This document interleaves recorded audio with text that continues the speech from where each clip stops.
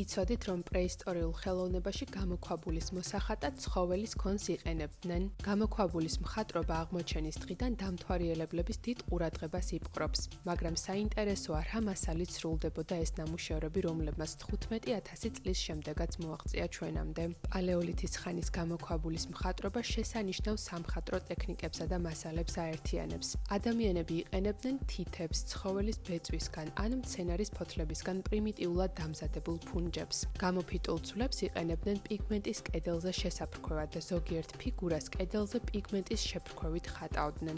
ისინი ასევე იყენებდნენ ბუნებრივ პიგმენტებს, ნახშირს, ოხრას, წითელი, ყვითელი, ყავისფერი ფერის მისაღებად, ჰემატიტს მუქი წითელისთვის, მანგანუმის დიოქსიდს შავისთვის.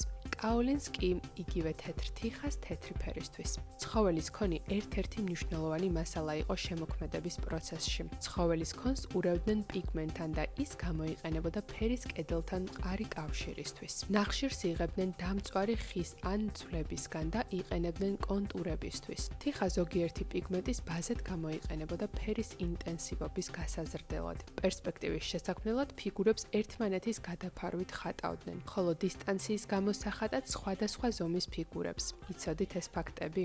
მეტი ასეთი კონტენტისთვის არ დაგავიწყდეს ჩემი გვერდის გამოწერა.